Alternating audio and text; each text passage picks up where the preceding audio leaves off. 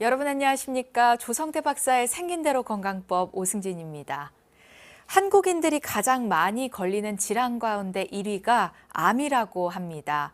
이 유전적 요인을 비롯해서 다양한 원인으로 찾아오는 암. 가장 중요한 건 조기에 발견하는 건데요. 초기에 암을 발견해 수술적 요법으로 암을 제거해도 수술 후 후유증이 생기거나 재발하지 않도록 제대로 관리하는 것 역시 무척 중요하다고 합니다.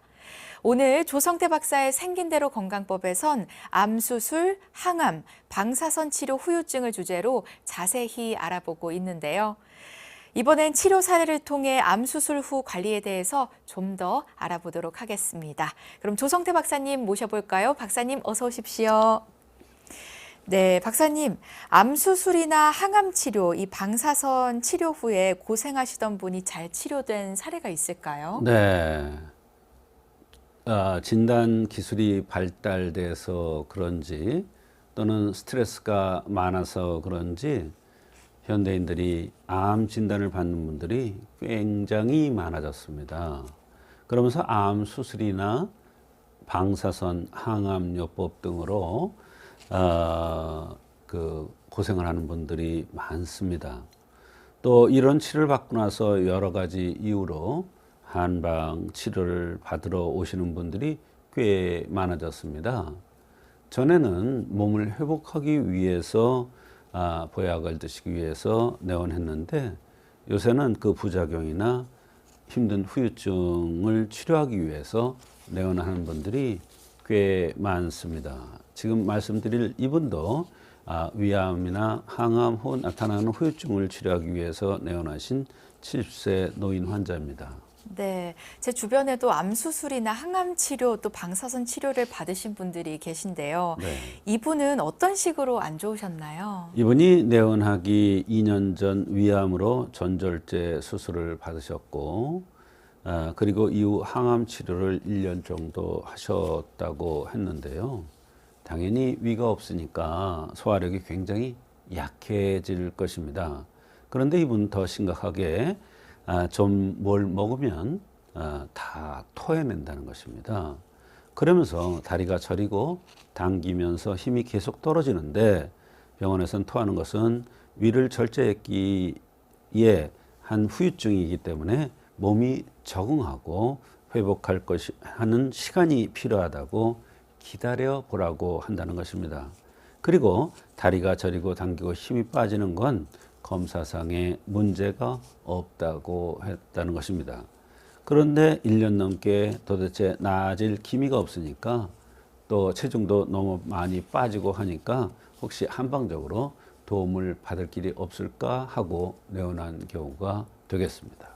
네, 이 위를 절제해서 위가 없는 분인데다가 먹을 때마다 토해내고 다리가 아프면서 힘이 계속 빠진다니까 너무 고통스러우셨을 것 같은데요. 그렇습니다. 박사님, 이런 상황도 한의학적으로 도움을 줄 수 있나요? 네. 한의학에서는 이제 여러 가지 도움을 줄 수가 있는데요. 위를 절제했으므로 소화가 안 되는 건 당연하지만 그것도 하나의 흠이라고 생각하고 그 흠을 보완하는 방법으로 도움을 드립니다.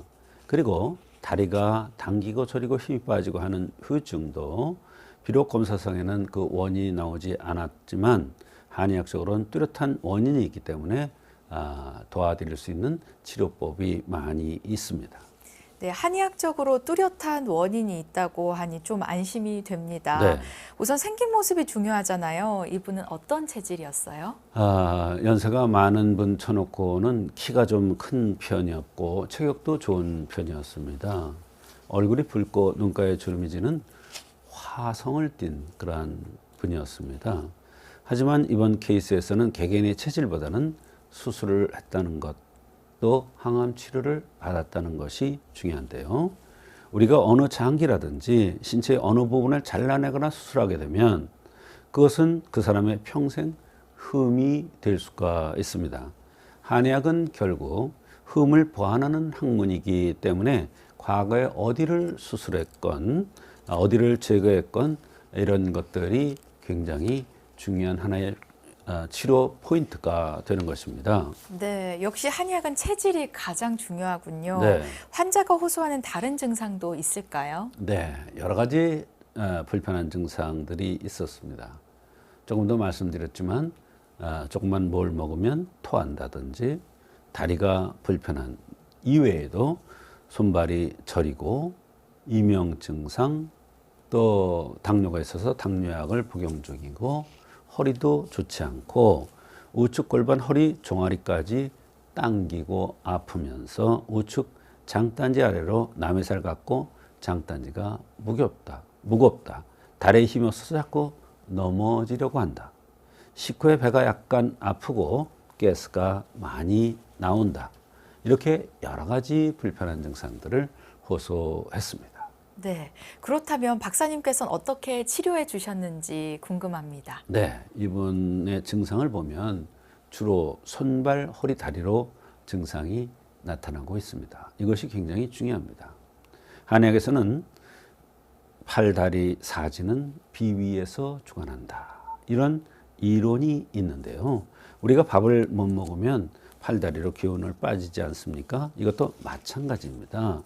위를 절제해서 위장에서 기운을 받는 팔다리로 양기가 제대로 운행되지 않으니까 손발이 저린 증세가 생기고 다리로 에너지가 내려가지 못하니까 다리가 당기고 힘이 없는 것입니다.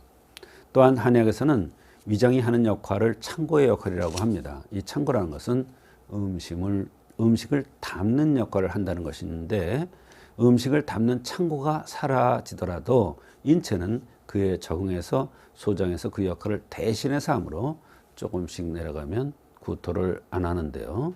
이분은 그 변화를 인체에서 받아들이지 못하기 때문에 계속 구토 증상이 나타났던 것입니다. 그 작용을 우리가 운화작용이라고 하는데요. 이 운화작용을 돕기 위해서 삼령백출산을 가미해서 투여했던 것입니다. 네, 이 어려운 증상의 환자로 보이는데요. 치료 결과는 어땠을까요? 네, 약을 한 달, 두 달 드시면서 토하는 횟수가 점점 적어졌다고 했습니다. 10번 토하던 것이 5번, 2번 이런 식으로 차츰차츰 줄어들었는데요. 그러면서 조금씩 더 먹게도 되었다고 했습니다. 그렇게 체중이 빠지던 것이 더 이상 줄지 않게 되었고 조금씩 늘어가면서 안색도 좋아졌다고 주변 사람들이 얘기해달라는 것입니다. 도대체 변화가 없던 몸이 회복되는 기미가 보이니 재미가 나서 약을 열심히 더욱 챙겨 드셨다고 하는데요. 6개월 이상 치료를 해드렸습니다.